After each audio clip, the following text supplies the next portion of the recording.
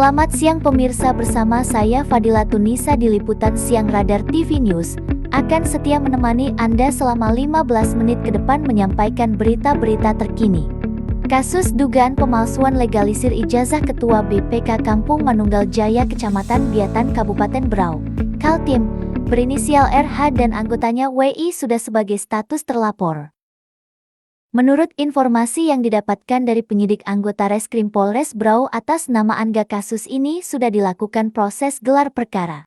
Keterlibatan Kepala Kampung Manunggal Jaya inisial A kemungkinan besar akan ikut terseret ke dalam kasus legalisir ijazah palsu tersebut.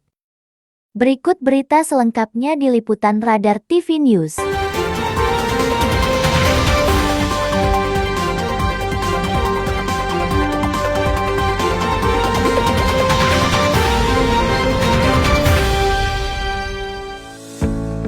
Hai pemirsa, kabar heboh kasus dugaan legalisir ijazah palsu milik BPK Manunggal Jaya masih terus berlanjut menjadi ramai diperbincangkan di kalangan masyarakat setempat.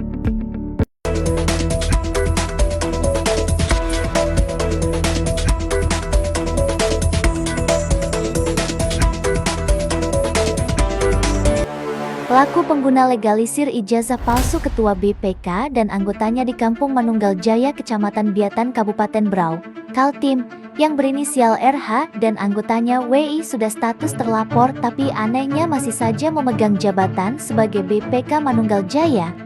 Ironisnya, kedua pelaku tersebut tidak sedikit pun merasa malu dengan perlakuannya yang seharusnya memundurkan diri dari jabatannya agar bisa diterima dengan baik oleh masyarakat setempat. Apalagi warga setempat meragukan kredibilitasnya sebagai pejabat BPK. Pasalnya kedua pelaku tersebut sudah terindikasi memiliki dokumen legalisir ijazah palsu dan cacat hukum. Namun anehnya Kepala Kampung Manunggal Jaya tetap saja mempertahankan kedua orang tersebut, begitupun dengan Camat Biatan. Sebenarnya berkaitan dengan pejabat BPK yang sudah dipo, apalagi sudah berstatus sebagai terlapor, sepatunya pihak kecamatan dan Kepala Kampung mengambil tindakan menonaktifkan kedua pelaku tersebut agar tidak salah menggunakan jabatannya. Pasalnya bisa berakibat fatal pada pengolahan anggaran ADK yang dimana tugas dan fungsi BPK melakukan tugas pengawasan seluruh kegiatan kampung dan penggunaan anggaran ADK. Padahal kalau berdasarkan aturan Perbuk Kabupaten Berau, harusnya yang mendapatkan SK Bupati sebagai Ketua BPK yang berhak dilantik menjadi Ketua BPK. Akan tetapi tampaknya keputusan Bupati tidak berlaku buat Kepala Kampung Manunggal Jaya dan juga Camat Biatan. Hal ini bisa terlihat pada tindakan yang diambil oleh Kepala Kampung Manunggal Jaya dan juga Camat Biatan, karena mereka sama sekali tidak pernah menghargai hasil keputusan Bupati Berau sebagai kepala daerah. Kemungkinan besar ada kepentingan pribadi yang terselubung sehingga tetap memaksakan mempertahankan kedua pelaku tersebut. Dengan demikian, semua kegiatan yang dilakukan terhadap penggunaan anggaran ADK bisa berjalan lancar dan semua kepentingannya tidak ada yang bisa menghalangi. Kecurigaan warga sepertinya alasan Kepala Kampung Manunggal Jaya tetap kekeh memaksakan kehendaknya dan tetap melantik kedua pelaku termasuk RH dengan melakukan segala cara agar si pelaku RH ini tetap bisa mendapatkan jabatan sebagai Ketua BPK Manunggal Jaya agar semua kepentingan pribadi Kepala Kampung terselesaikan dengan lancar tanpa ada hambatan. Kalau kita lihat sepertinya Camat Biatan telah terpedaya dengan oknum Kepala Kampung Manunggal Jaya. Sehingga Camat telah keliru mengambil sebuah keputusan karena telah melantik pejabat BPK yang tidak memiliki kredibilitas tinggi dan bahkan menggunakan dokumen aspal.